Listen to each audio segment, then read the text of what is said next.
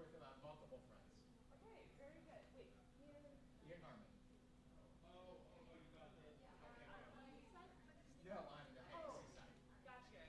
I was wondering who works on the east side. Okay. I don't know who's that contact, but Ian Harmon on our campus, who's our associate dean for student success, is the one that's kind of been led the implementation on our side. Yep. Okay, gotcha.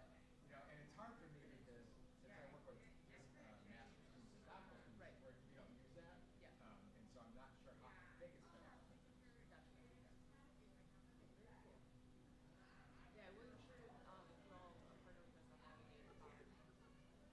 Yeah, after this, I would love to stay in touch just because, there's a lot of things we can do as far as trying to create experiences to have these types of conversations broadly with our group chat campuses and be a little bit more focused on the group chat components as opposed to the broad kind of student success pieces and create smaller supports around that.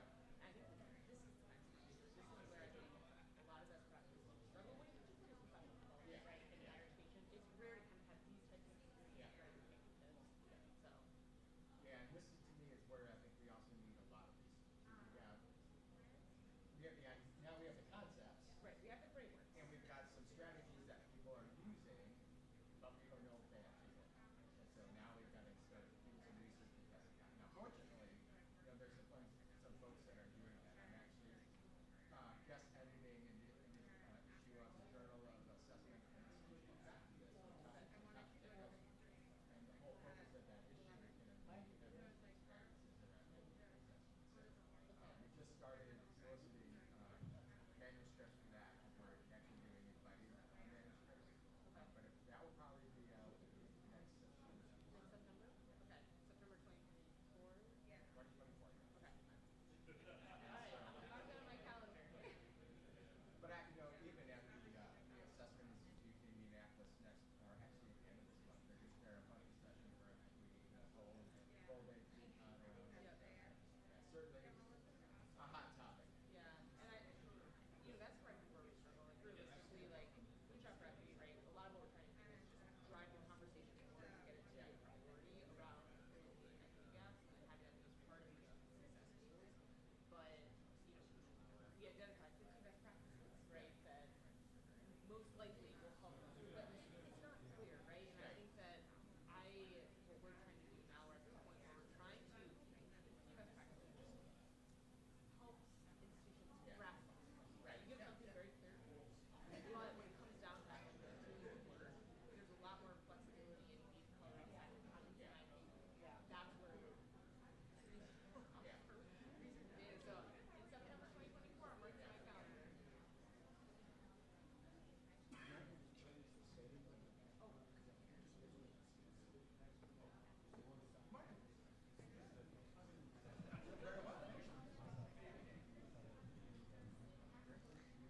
No. I am too.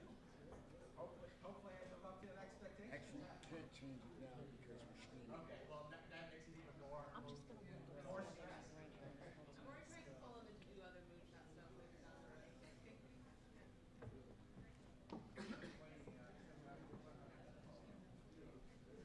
Yeah, it was. Yeah, I drove down. It's only about 5 hours. I'm not on 5 hours. Oh, I love driving. It's just, I didn't anticipate. You can still live in my laptop. Yes, exactly. Yeah, it's like, oh, now I see it.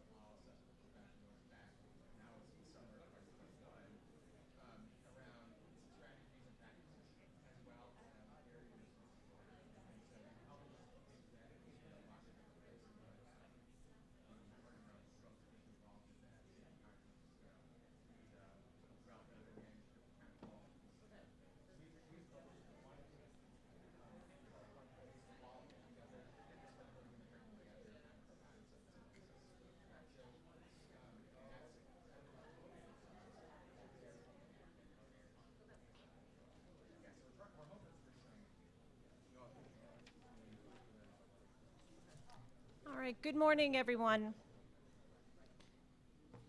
All right, we're about ready to get started. So I wanted to welcome all of you to Kean's very first Assessment Summit. As the Director of the Office of Accreditation and Assessment, it's my great pleasure to offer you all a warm welcome and to get our day started. So today's event is a remarkable collaboration between the Division of Strategic Analytic Data Illumination, also known as SADE, I had to write that down just so I remembered all of it, and the University Assessment Committee. We are delighted to have such valuable partnerships within our university that make these events happen.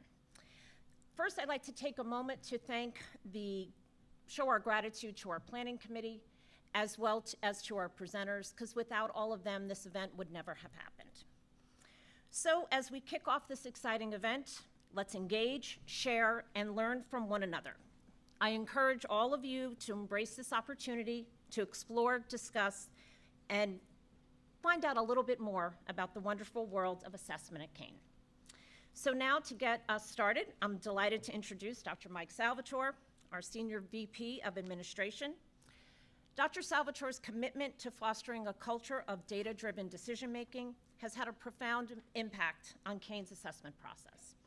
Through his vision, dedication, and we have just been able to leverage data to enhance our strategic planning, operations, and overall student experience. So please join me in welcoming Dr. Salvatore. Thank you. Good morning, everyone. Welcome to Kean University's inaugural Assessment Summit. So I do want to acknowledge, and you already did this, but I want to acknowledge the team in Strategic Analytics. If you're in the audience, can you raise your hand in the SADE team here? Let's give them a round of applause. Great, thank you. Thank you very much. So it's pretty obvious today we have a theme that we're focusing on, assessment, right? We're going to focus on assessment today, but assessment's not just about the process of collecting information, of sorting it, and reporting it. That does the check mark, and if assessment has been a check mark for you, we get it, we understand. We're attempting to make assessment not a check mark for compliance anymore, where every year you say, oh good, I submitted that report, whew, it's off my desk. Can I get on to the real work? So the assessment process today we're going to talk about, and we brought in an expert, and I'll get to that in a second. But the theme of assessment has a layer to it that you're going to hear about today in terms of equity gaps. Now, most of us have heard the term equity before, and we've heard the term gaps. Equity in terms of being fair and just, and these gaps in terms of what are disparities between those who succeed and those who don't. When we merge those, we're attempting to understand how our university works, what processes, what systems, what pedagogy, what outcomes work for some students but not other students. And if you're going to be driven by anything today, if you're going to be motivated by anything, it's not going to be, yes, I get to do an assessment report. You're going to be motivated, hopefully, you're going to have this civic obligation, this moral imperative to actually change what you're doing, not for the sake of change, but because simply some students here, some faculty, some staff, some admin, the systems don't work for. Our pedagogy may not work for. Our outcomes demonstrate they don't work for. So if we're moved by anything today, we're motivated to change, not for the sake of change, not for the sake of innovation. We're motivated to change, to have better outcomes, to impact different groups of students. And when we talk about those groups in terms of equity gaps, we talk about every variable under the sun in terms of race, ethnicity, gender, the intersectionalities between those, and social economic status. And we do really great in some areas, and other areas, I think there's a lot to be desired there. In that particular component there, I want to say the equity gaps do not just begin at Kean University and higher ed. They begin prenatal care. But the minute we start measuring something, we start seeing these gaps exist. For somebody who spent nearly 25 years in pre-K through 12 setting, we saw at the minute students walk through the door at 3 years of age. And we saw gaps in terms of their attendance, their success in school, their nutrition level, all the way to graduation, and now it comes to Kean University. We start seeing gaps in applications, gaps in acceptances, gaps in success of 4-year graduation, a 5-year and beyond. So there's a lot of work to do here. We have the right team to do it. And I do feel we're morally obligated to begin to change something, not for the sake of change, because it's a moral imperative. Our students are waiting. They are waiting for us to do something different. And now we have data and information to begin to change what we're doing. That links me to my next piece here around moonshot for equity. Just raise a little finger or something if you've heard the term moonshot for equity here before. Okay. Now, I'm not going to ask you to raise your hand if you say, what does that mean, right? Because then you're going, I don't really want to explain what it means. The moonshot for equity, what it means is that moonshot thinking.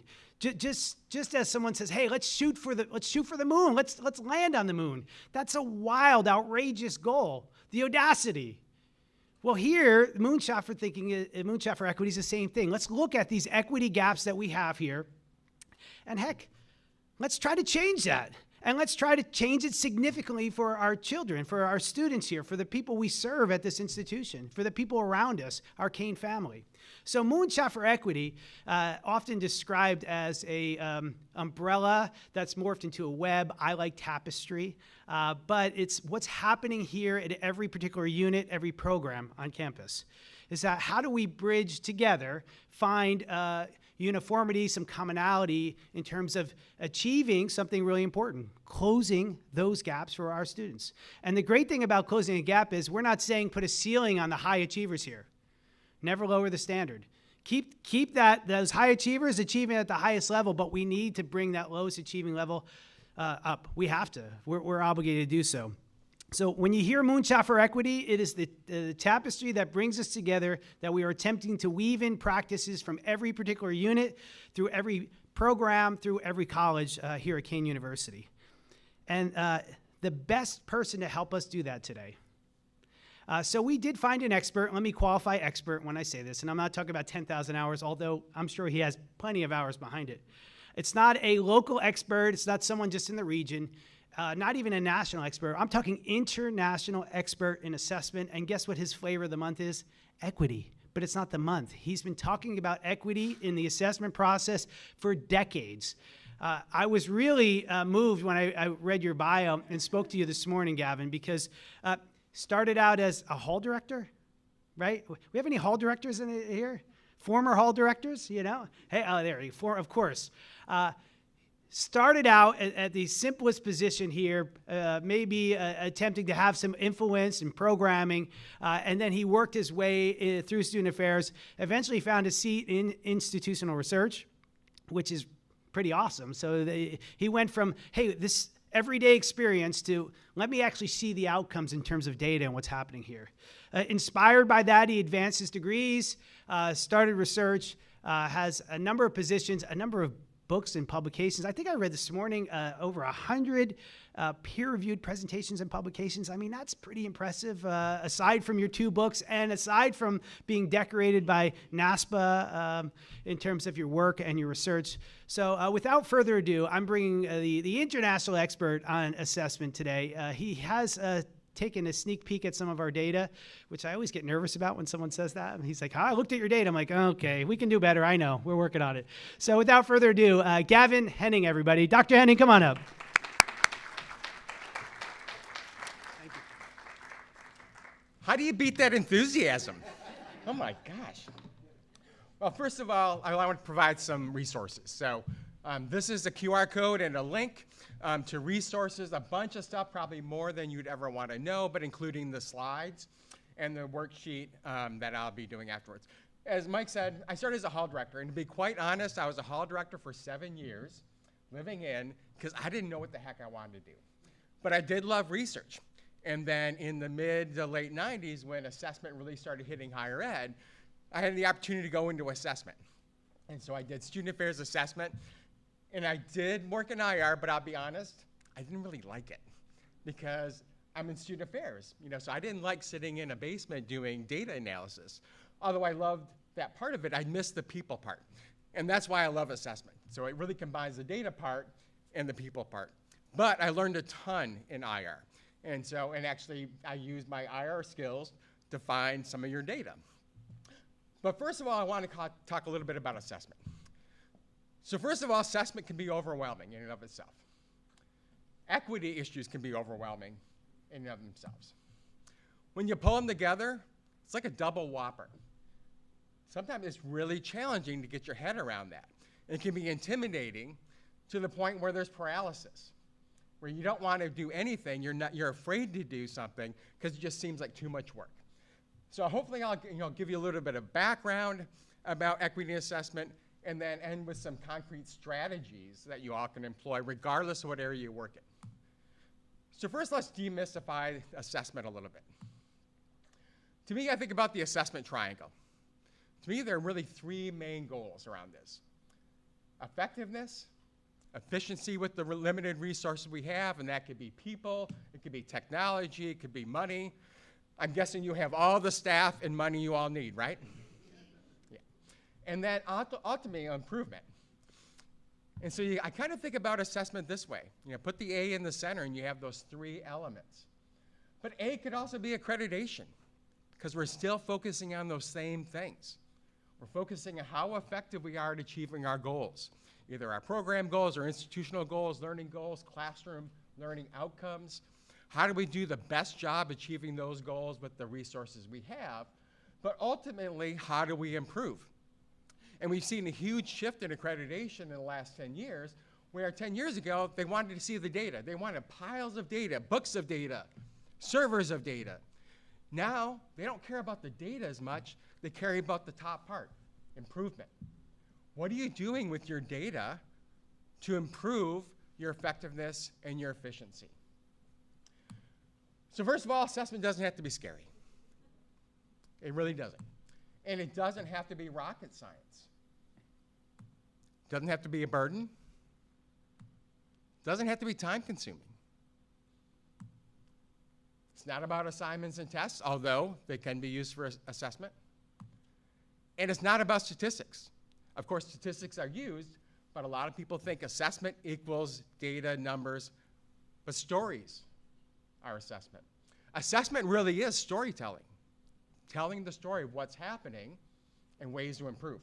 Ultimately, assessment is learning. Learning what students are learning what's working, learning what's not, and learning how to make improvements. And ultimately, to me, assessment is a state of mind. It's not an activity. Because when we have it as an activity, it's an add-on. But when we think about assessment as a state of mind, we embed it into our everyday practices. So let me give you a story about grocery shopping and assessment. This demonstrates how much of a geek I am, because I try to connect everything to assessment. So a few years ago, I went grocery shopping, and afterwards, I realized I employed some assessment strategies. And so the first thing I do, how many people have like a whiteboard or a notebook paper on on your refrigerator? It has all your things. So what I do, the first thing I do is I take that whiteboard off the refrigerator, I put it on the counter, and I start writing out the list of things. But I write them out in the order I'm going to come to them in the grocery store. Anybody do that? Okay, you're a geek like me. Because to me, I like to be orderly. To me, grocery shopping is a game. I want to get in and out as quickly as possible. I want to be as effective in getting all the items on my list and as efficient as possible. So my wife and I have decided we cannot go grocery shopping together. Because she's an aisle browser. She likes to go up and down the aisles browsing. We still get the same thing. So we decided it's better for our marriage that we go grocery shopping separately.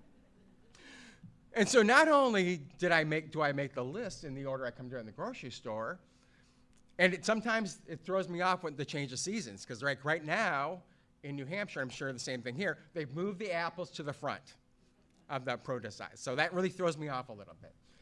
But the other thing is I'm thinking about what's the best time to go grocery shopping. It is not 5 p.m. in the afternoon. To me, it's 7 a.m. on Sunday mornings, because either people are sleeping in, they're at church, they're running out for donuts for the kids. And so I realized that that's the best time. But I didn't think about that until I came home after grocery shopping that one time. Because I realized each one of those strategies that I did was about how do I be as effective as possible to get everything on my list? How do I do it as quickly as possible? But also thinking about improvement. Because when I went grocery shopping at one time, there are a couple things that the grocery store didn't have. Because if you go to the grocery store at 7 o'clock on a Sunday morning, they haven't fully stocked the shelves yet. And so there are things missing. So I had to go to another grocery store down the road. Now, what I could have done ahead of time, thinking about improvement, is actually gone onto the grocery store app. I go to Hannaford's and look to see what was in stock and what was not. And so that's when I say that I think we need to consider assessment as a state of mind, not as an activity. Because when we begin to embed this in the way we think about things, we just do it naturally. It's not an add-on. It's less stressful. It doesn't feel like a burden. It doesn't feel difficult. And the more that we can actually embed assessment into our everyday practice, the more effective we're going to be in achieving those equitable outcomes that Mike talked about. So let's talk about a few terms. And these aren't the only terms or maybe even the best terms, but these are the terms I use, I'll be using today. So thinking about diversity, inclusion, equity, and social justice. Even though I'm primarily talking about equity today, I'm really thinking about talking about all of these elements. But first, we have to talk about ourselves as assessment people, those engaging in assessment, because this is where equity begins. And we need to think about the 3 Ps: our power, our privilege, and our positionality, because this impacts how we go about doing assessment. Thinking about our social identities, what privilege comes with that? What power comes with that? As a white heterosexual man with a disability, I've got a lot of power just in my identities. My words matter more in meetings than other people, unfortunately. And then our positionality is really about all this together. Because even in our roles, we have power. We have power with students. We have power with other people. And so when we think about assessment, those 3 Ps are part of that process and can impact the way we go about assessment. And if we don't think about that, we're going to have detrimental impact. We're going to actually have a negative impact on achieving equity if we don't consider our 3 Ps. So why is this important? You're here, so I don't really need to tell you that, but I'm going to give you some information, so if you need to argue and convince others that this is important, I'm going to do that. So here's your data. 6-year graduation rates from National Center of Education Statistics.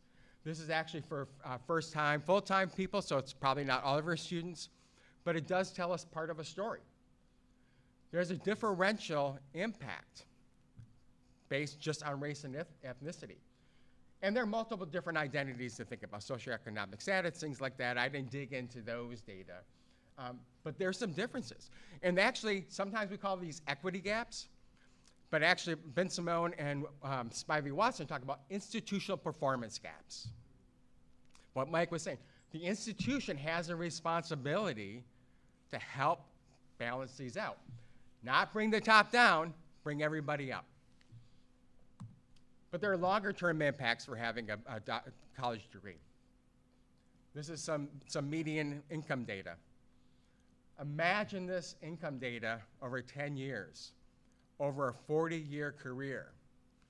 Imagine being able to save some of this and invest some of this. That impact is more exponential. So there are huge individual benefits for our students if we can help them graduate. But there's societal benefits as well. So these folks are more likely to hold a job. They're more likely to be healthy. They're more likely to vote, less likely to be on public assistance because they're working. And they pay more taxes because they're making more money. That's beneficial for everybody, and they live longer. Now, of course, correlation is not causation, but something to think about. But again, as Mike said, there's a context. This doesn't happen just at the institution. We all live in a dominant colonized culture. We all have internalized systemic oppression or racism, because that is our society. We've been born with that. That's what we deal with all the time. And that oppression impacts people differentially. And it's woven into the fabrics of our institution. Let's talk about specifically higher education. It was not built for most of our students. It was built for white men, rich men, who are going to be religious leaders. And the elements of that system still exist today.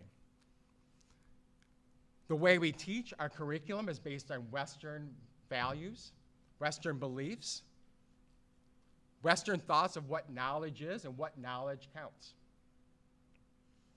Unfortunately, right now, higher education is considered a private good and not a public good, as we see with state funding and federal funding decreasing over the years. And even look at our structures. Our structures are oppressive. As Mike said, I started in student affairs. A lot of student affairs folks feel like second-class citizens on campus. I'm a faculty member now. It's amazing how much power I have on campus as a faculty member. I get to choose what meetings I go to. I come and go as I please. As a staff member, I couldn't do that. And so even our structures within the institution are hierarchical. And then culture has an impact, but there's these multiple layers of culture. And the cultures are different. Some departments have one culture, but the division in which they operate has a different culture. The institution may have another culture. And so a lot of this speaks to this organizational readiness to focus on equity. A department may be ready, but a division may not. Or part of the institution may be, or part of the institution may not. And all of this happens within a geographic area. Now, fortunately, in the New England, Mid-Atlantic area, we don't have some of the issues we have down in the South. But think about being an institution in Florida or Texas and trying to have discussions about equity when the DEI offices are being dismantled and there is no funding. And actually, I just read in the Chronicle of Higher Ed today that Wisconsin legislature is actually not giving raises to their staff in the system until the system actually decides they're not going to fund any diversity, equity, inclusion efforts. They're holding staff hostage for that. So these are three elements that impact assessment. Who we are as an individual, the institutions in which we work and what those cultures are, and then the greater society. So that can be really overwhelming. It can be really challenging, like how do you even start? But I'll give you some strategies at the end that you can do on your own. Oh, great, thanks. So awareness matters. We need to think about who we are, what power and privilege we bring, and if we don't pay attention to that, not only can we not impact equity, we are probably causing harm.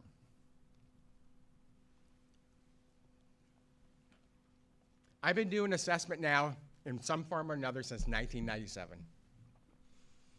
I'm really scared about the harm I've caused in the nearly 25 years doing that work because I didn't consider my power and my privilege. The questions I asked, the way I went about doing assessment. So we need to think about these elements of individual readiness. What kind of work do we need to do in terms of our reflection so that we can further equity, but also where is the organization and how ready that is. Now it's clear that the organization is very willing and able to focus on equity. You're putting resources towards that. So that's a lot better than a lot of institutions are doing. You know, I've done the similar talk at other places, and they don't have the resources, they don't have the commitment to equity at that point. But again, there's this culture, there's this context. So let's talk about a few paradigms that can impact how we go about doing equity-centered assessment. So there's that compliance paradigm. We're doing it because somebody told us to. That's what accreditation used to be. Hopefully it's not anymore. But somebody told me to do it. It's a checkbox. It's an add-on. I'm just hoping to get it done and move on to what's really important. And then there's a measurement paradigm. And this is really where, again, you know, higher education is steeped in Western values, and this idea of post-positivism is that everybody's experience is the same. We can measure everything, but that's not necessarily possible. But there's some constrictions with that. And then we have what I call the accreditation program review paradigm, where we really think about the assessment cycle. So you have the outcomes, you're aligning your strategies with those outcomes to achieve those outcomes, you know, assessing those outcomes, doing the self-study process. getting us closer to thinking about equity. But unfortunately, many of the processes we follow are not focused on social justice.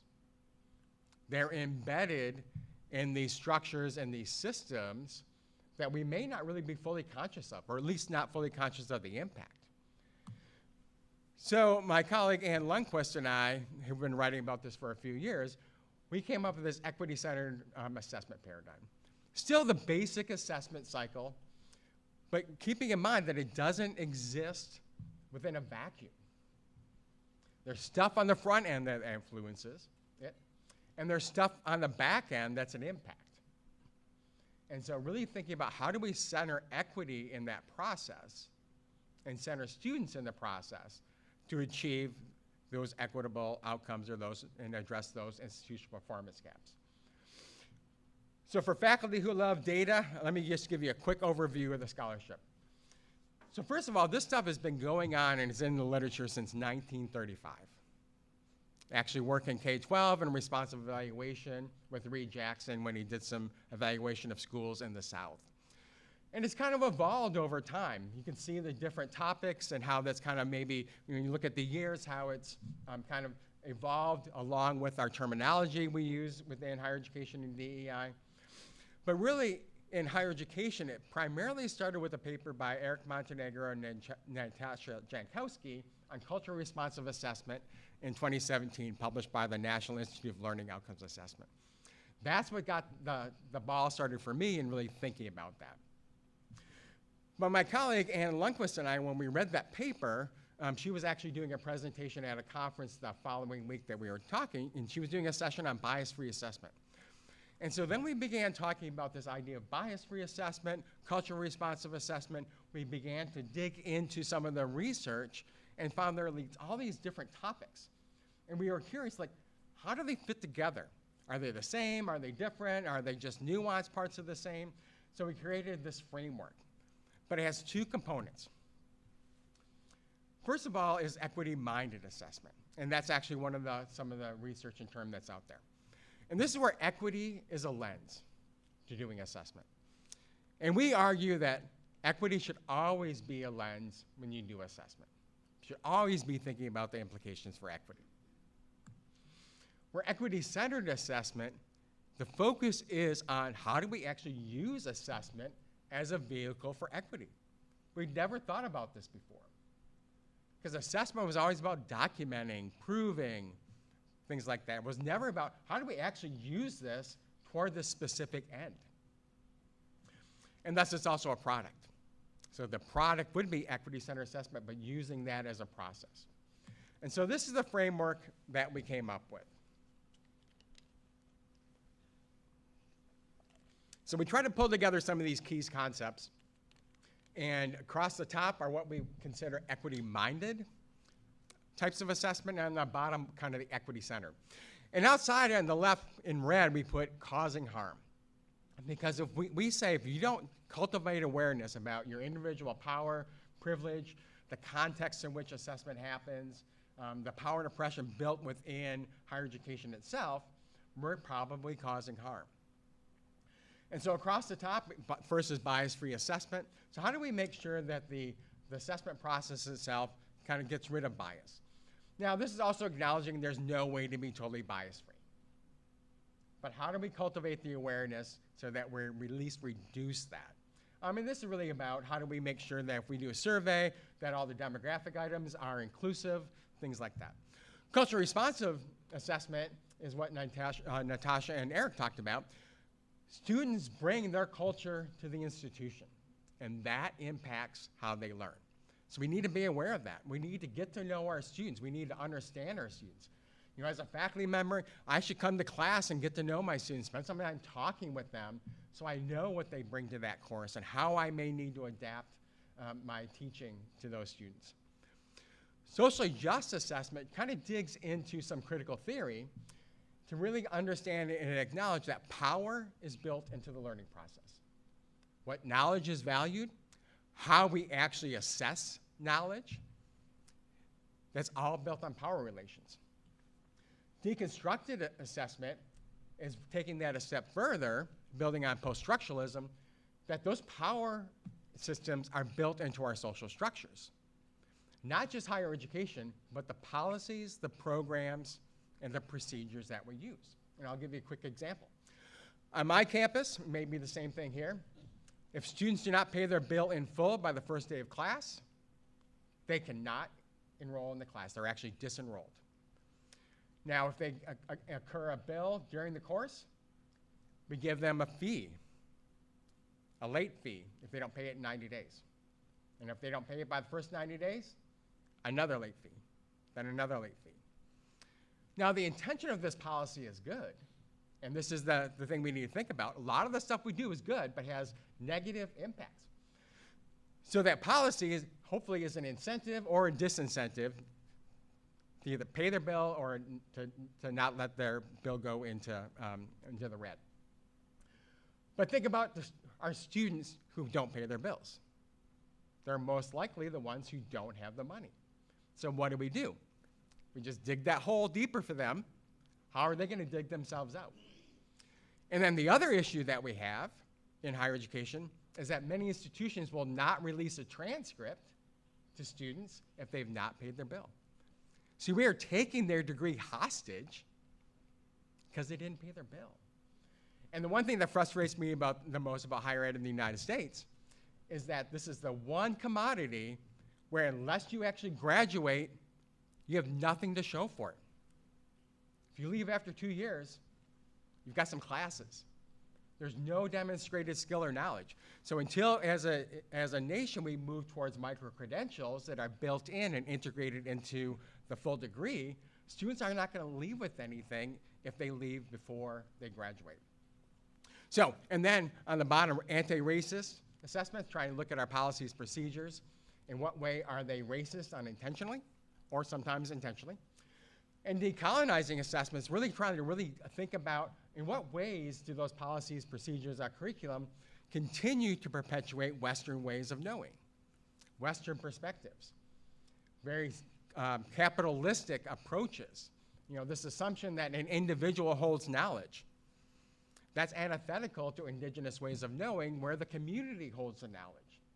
And so we're a very individualistic nation. And then ultimately, assessment for social justice. How do we use all of these elements to further equity? But to do this, we need to think in new ways. So let me give you some strategies. So again, we want to try to be able to center our own positionality power, but also think about students' agency in the assessment process with the ultimate goal of change. So the first step is we need to cultivate our awareness.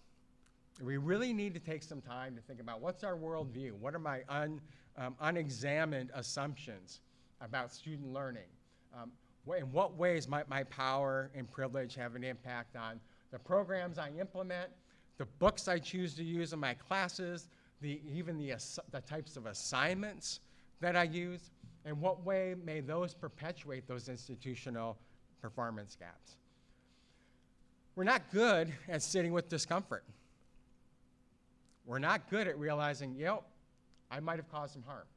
But we have to learn to be okay with that, because if we're going to make some change, we need to be thinking about either individually or institutionally, in what ways are we continuing to do this? And really thinking about how do we engage with others to learn more about ourselves. How do we really think about our relationship with others? And then adding in some pauses. And so Public Design for Equity came up with this idea of an equity pause, which is really simple, but I love the idea. At any point in time, and you know, specifically thinking about the assessment process, taking a pause to ask the question, in what way is this process equitable? In what way will this process actually help address those institutional performance gaps? In what way might this process actually perpetuate those gaps? It doesn't need to be more than 5 minutes. It doesn't even need to be a discussion. It could be 5 minutes of reflection, just to think about that. Because we don't do a good job in Western society taking those pauses and reflecting. Because again, our whole society is neoliberalist, based on capitalism. We got to move, move, move, quick, go, go, go, always towards the next thing, where we don't do a really good job of stopping and reflecting and thinking about that. So even these small equity pauses can have an impact. Then think about assessment design. And all these strategies are also in that resource folder. So thinking about and really being conscious about what are the paradigms that are underlying the assessment process that I'm using. Am I using a compliance paradigm? Am I using a measurement paradigm? If you want to go even deeper, what kind of research paradigm are we using? Post-positivism, constructivist. Do we believe that students construct their own learning? Or do we believe, as an instructor, I'm the one that dispenses learning? And as Paulo Freire said, it's a banking. I'm the banker. I deposit it in my students. How do we assess to understand? So thinking about assessment as inquiry, not proving, not just documenting, because that's what it's going to help us figure out where are these opportunities to address that gap. Asking the questions rather than demonstrating. Now, we need to do both, but if we're focused on equity-centered assessment, we really need to take an equity or an inquiry perspective. How do we make sure we reduce harm? That's the equity-minded approach. And this idea of validity. So validity, in many ways, reifies power structures. Because validity is about what knowledge matters, what research matters, what scholarship matters, whose voices matter, and what's counted. And if we take a look back at the evolution of validity with the scientific revolution and Enlightenment, it's all about the colonizers. The colonizers decide what is valid and what's not. That's why spiritual knowledge is not valued in Western society. Involve students. And that is the easiest thing to do to be equity-centered, is involve students in the assessment process. So outcome development. So consider what language is used, what words. Are they words that everybody understands? So I'm originally from Michigan, and we said pop. When I moved to New England, it's soda. I'm like, soda? Oh, that's pop. And so the language matters. And think about students from different socioeconomic statuses. The language may be very different than we use in academic English. So think about how we frame those outcomes. Do they make sense to everybody? Consider different learning taxonomies. We typically use Bloom's cognitive taxonomy. We say Bloom's taxonomy, but we're really focusing on Bloom's cognitive taxonomy. But there are others. Sort of Fink's taxonomy of significant learning, which is a very holistic taxonomy. Lefever's medicine wheel, which pulls in spirituality. It is still hierarchical in some ways, similar to Bloom's cognitive taxonomy, but it's much more holistic. Get students' feedback. Actually involve them in developing the outcomes. And then collaborate with them to map those outcomes to other things. Their major, their program, their internship that they're doing, helping them see the connection between those. Because once we actually get strong outcomes, we can really focus on that equity and addressing the equity. Then data collection, making sure we're inclusive when we do surveys.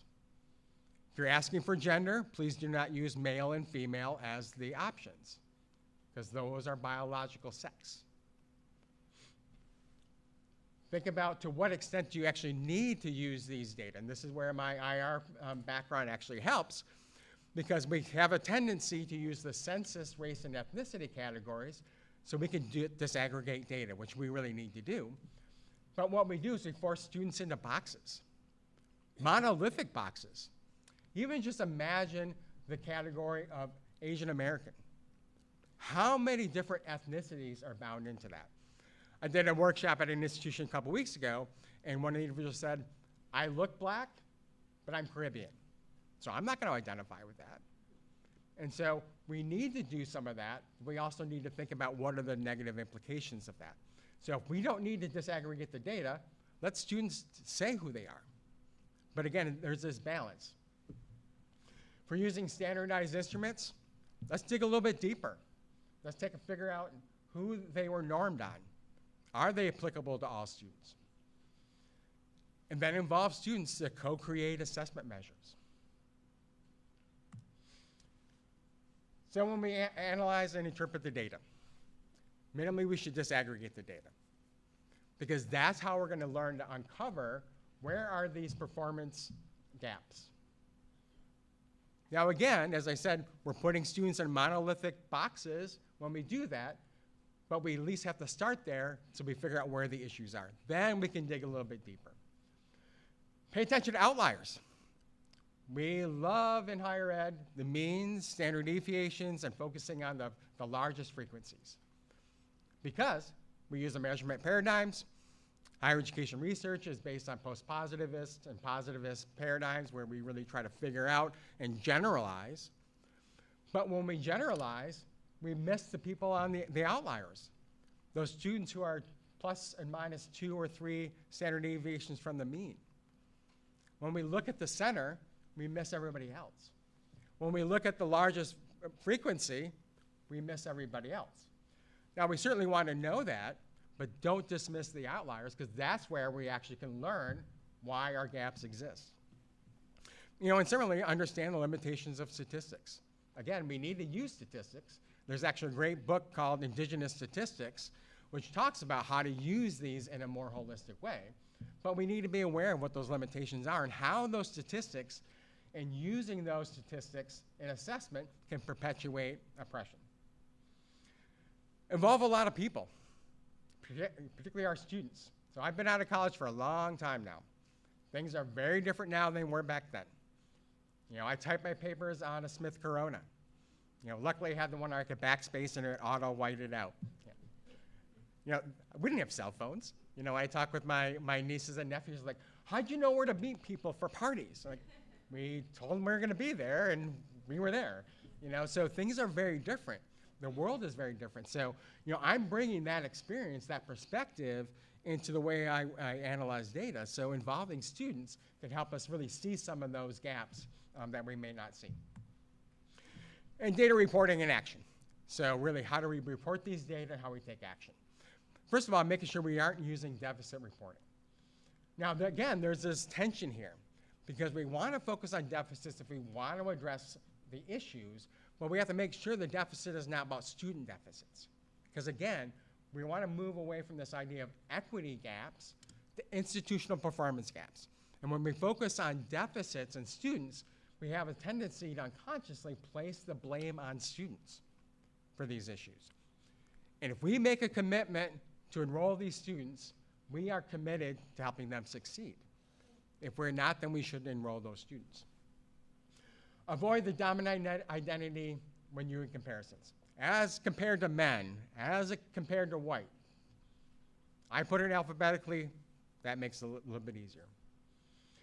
And then this is really where moving to action. Really dig into those data to find out what are those barriers to student success. Because that's going to help us figure out how we make change. And then advocate for that structural change. Because again, the change has to be structurally. We can make changes in our own classes, we can make changes in our own departments, which is certainly good. But if we really want to address the institutional equity gaps or institutional performance gaps that I showed on the slide regarding 6-year graduation rates, it's got to be structural. And you all have the commitment from the institution to address this. So let me talk briefly about program review. So this could be academic program review or program review using the CAS standards in the curriculum. Building this expectation that equity is going to be part of the conversation. Minimally disaggregate those data by different student demographics, which means you've got to collaborate with IR people and the data analysis people to get those data. And it involves students, because they really will help inform. And then throughout the process, include and center students. Think about assessment with students, not assessment for students. Recognize our own power and privilege, and think about how do we provide agency to students in the assessment process. Consider the context. departmental context, institutional context, geographic context. Insert equity pauses, either in our own work to think about, to reflect our own power and privilege, or in the process itself. Assess for inquiry. Assess to understand what's going on. We still need to do all the other types of assessment with an equity lens. But if we're really looking about equity-centered assessment, we've got to really think about how do we assess for understanding so that we can interrogate those systems and enact change. So 5 takeaways. Assessment is a state of mind. It is not a practice, not an add-on. We really need to think about how we embed this into our everyday thinking to the point where it becomes unconscious, that we're assessing everything. Even though we may not document all assessment may not be a systematic process, but how do we think about it that way? Consider our 3 Ps, our power, positionality, and privilege in the context. Integrate equity-centered strategies throughout the assessment process. Really think about how do we use the data to leverage for systemic change, and then advance equity through assessment. Now, there's a handout in the, that I think they're going to be passed out, as well as handout in the resource folder, which gives all those strategies according to the assessment cycle. But there's another document in there which provides the strategies aligned with each type of assessment. So if you're interested, hey, I really want to focus on culturally responsive assessment, there's a list of strategies there as well. So as I end, I'll put the QR code back up there. If you did not get a chance to take a photo of it or get access to the resources, there's a ton in there. If there are things you want more of, if you're really interested in learning more about Indigenous research methods, paradigms, ways of knowing, let me know, and I'm happy to share. I've accumulated and aggregated a lot of resources over the last few years, so feel free to email me for that. My email address is ghenning@nec.edu, so feel free to reach out to me. And that is all I have.